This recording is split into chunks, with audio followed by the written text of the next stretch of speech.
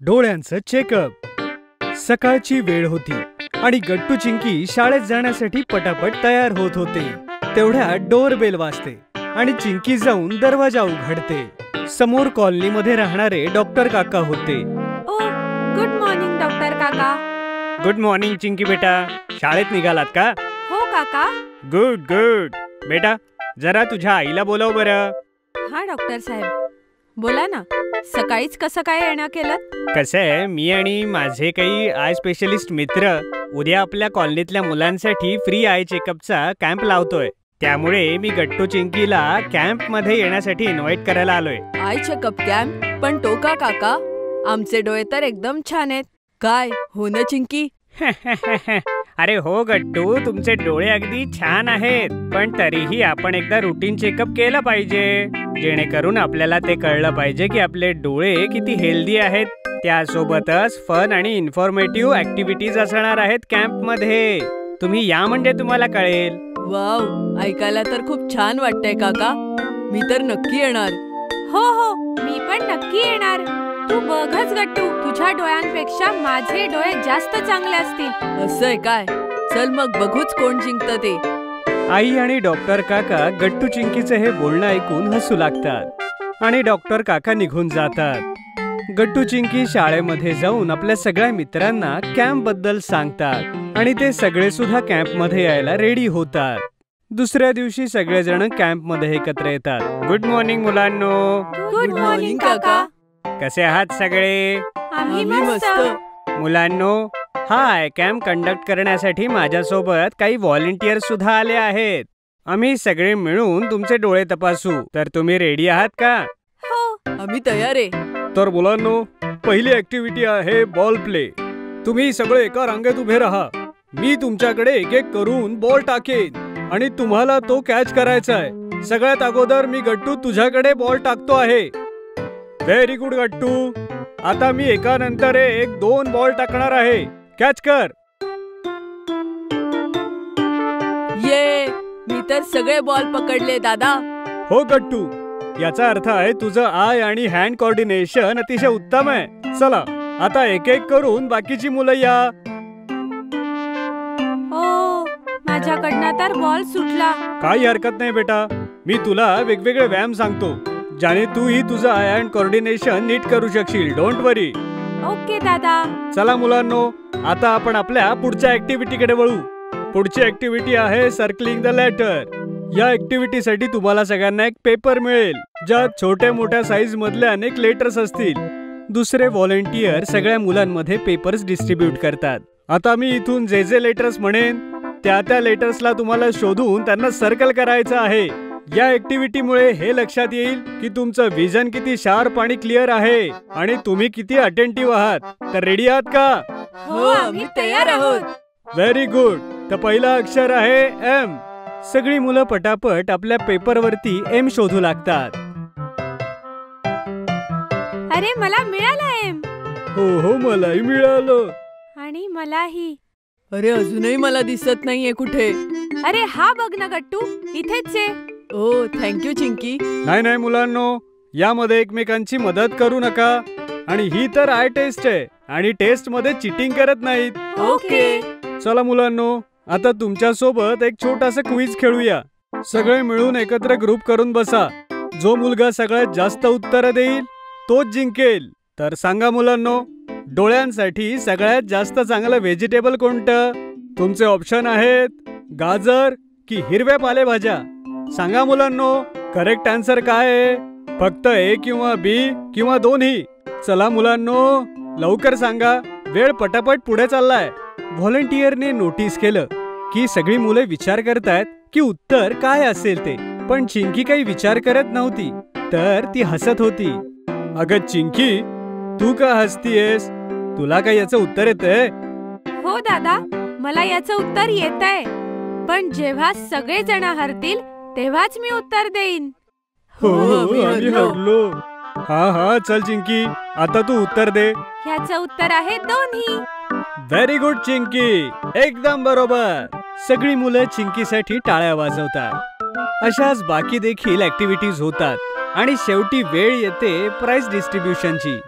सगळे व्हॉलेंटियर्स आणि doctor uncle एका बाजूला उभे राहतात आणि मुलंही ग्रुप करून उभे राहतात. तर मुलांनो, आजचं बक्षीस त्यालाच मिळेल ज्याचे डोळे सगळ्यात जास्त हेल्दी असतील. एनी गेसेस की ते बक्षीस कुणाला मिळणार आहे ते? आम्ही नाही गेस करू शकत आहोत काका. तुम्हीच सांगा ना की प्राइज कुणाला मिळणार आहे ते. अच्छा, मीच सांगतो. तर आजचं प्राइज जात आहे चिंकीला. सगळेजण चिंकीसाठी टाळ्या वाजवू लागतात. Wow Chinki, congratulations. Congratulations Chinki. Congratulations Chinki. Thank you Gattu. Thank you मित्रांनो. थँक्यू सगळ्यांना. ये चिंकी, येऊन तुझं गिफ्ट घे. चिंकीला एक गिफ्ट हॅम्पर मिळतं आणि ती खूप खुश होऊन जाते. आणि गट्टू बेटा, तू जरा कमी व्हिडिओ गेम्स खेळ आणि हो, टीव्ही सुद्धा कमी पहा. मी लक्षात ठेवेन. मुलांनो, तुम्हाला तुमचे डोळे चिंकीसारखे करायचेत.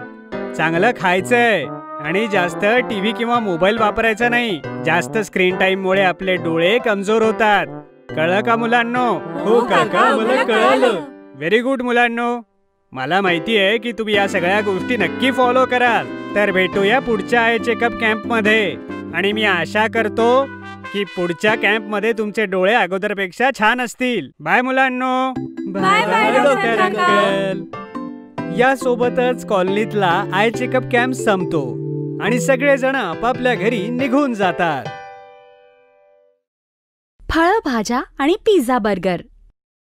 खूप वर्षांपूर्वी एका शहरात एक कुटुंब राहायचे. या कुटुंबात आजी आजोबांसोबत आई वडील आणि 8 वर्षांचा हिमांशू आणि 7 वर्षांची हिमानी पण राहायचे. दोघांना पण बाहेरचं खायला खूप आवडायचं, म्हणूनच ते पिझ्झा आणि बर्गर अगदी आनंदाने खायचे. पण हिरव्या भाज्या आणि फळं खायला नेहमीच नकार द्यायचे. नाही, आम्हाला फळं आणि भाज्या अजिबात आवडत नाही. आम्हाला फक्त पिझ्झा आणि बर्गर आवडतो. पण मुलांनो, जर तुम्ही फळं आणि भाज्या नाही खाल्ल्यात तर तुमचे डोळे कमजोर होतील आणि तुम्हाला या लहान वयातच चष्मा घालावा लागेल. पण ते कधीच आपल्या आईचं बोलणं ऐकत नव्हते. नाही, आम्हाला फळं आणि भाज्या आवडत नाहीत. एक दिवस आईने त्या दोघांना प्रेमाने समजावलं. हिरव्या भाज्या आणि फळं खाल्ल्याने आपले डोळे चांगले राहतात आणि जर तुमचे डोळे खराब झाले तर तुम्हाला चष्मा घालावा लागेल. आईने प्रेमाने समजावल्यावर हिमानीला आईचं बोलणं कळलं.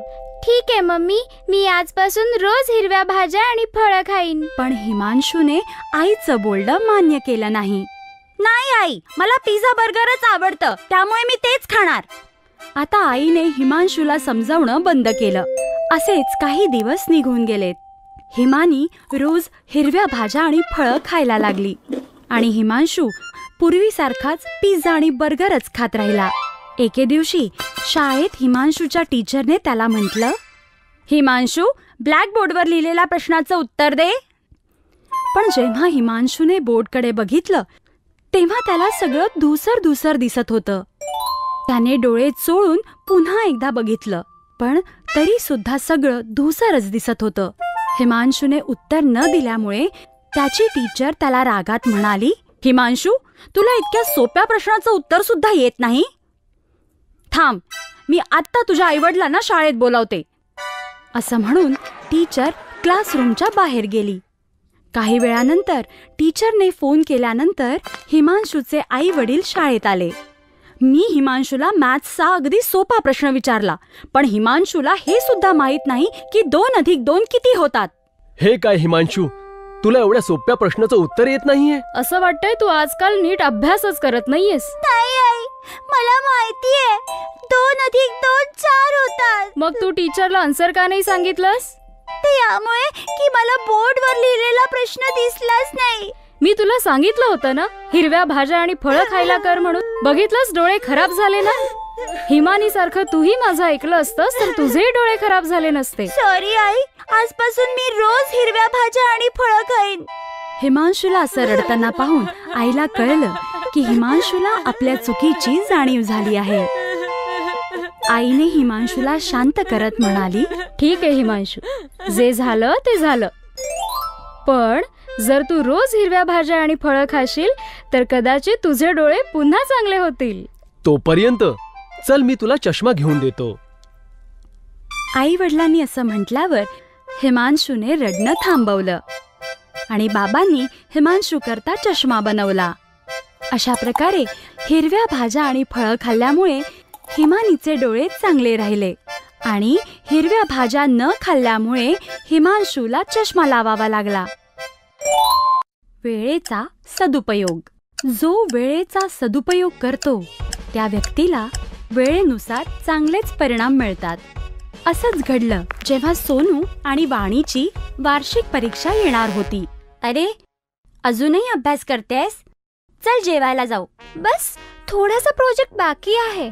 नाही केला तर टीचर ओरडणार आणि पुढच्या आठवड्यापासून परीक्षा पण सुरू होणार आहेत. वाणी खूपच कष्टाळू आणि वेळेचा सदुपयोग करणारी मुलगी होती. पण तिचा भाऊ सोनू खूपच बेजबाबदार आणि मस्तीखोर मुलगा होता. प्रत्येक काम उद्यावर ढकलत होता. तुझा प्रोजेक्ट झाला का? आत्तापासून प्रोजेक्ट? तो तर 6 आठवड्यात पूर्ण करायचा आहे. अजून तर 2 आठवड्यांचा कालावधी शिल्लक आहे. मी तर लगेच करून टाकेन. आता लवकर चल ग, भूक लागलीये आणि खेळायचं पण आहे. अरे सोनू थांब, नाही केलास तर टीचर ओरडणार. सोनू आणि वाणीचे आई वडील नेहमी सोनूला वाणीचे उदाहरण देऊन समजावत असत. बघ सोनू बाळा, तू आता मोठा झाला आहेस. खेळल्यासोबत तुला अभ्यासावरही लक्ष द्यायला हवं. हो आई, उद्यापासून नक्की. सोनू, वेळेचा सदुपयोग करणं आपल्या बहिणीकडून शिकून घे. ती बघ, वेळेत अभ्यास करते, वेळेतच खेळते. आजचा काम उद्यावर कधी नाही सोडत. तुम्ही बघा, मी पण उद्यापासून असंच करणार. आता मी जाऊ खेळायला प्लीज. सोनूचा बेजबाबदारपणा दिवसेंदिवस वाढत होता आणि शेवटी परीक्षेचे दिवसही जवळ आले. सोनू वाणीच्या परीक्षेला फक्त 2 दिवस शिल्लक आहेत. बाळांनो, पुढच्या सोमवारपासून तुम्हा दोघांची परीक्षा सुरू होणार आहे ना. खूप मन लावून अभ्यास करा आणि नीट परीक्षा द्या. सोनू, मला तुझी खूप चिंता वाटते बाळा. तू नेहमी आजचं काम उद्यावर टाळतोस. अभ्यास उद्यावर नको टाळूस. वाणीसारखा सगळे धडे वेळेवर वाचून घे, ठीक आहे? अहो पप्पा, परीक्षेसाठी अजून पूर्ण 2 दिवस शिल्लक आहेत. मी लगेच सगळं वाचून घेईन. आता तर मी खेळायला जातोय. जोपर्यंत मी खेळणार नाही तोवर अभ्यास सुद्धा लक्षात राहणार नाही.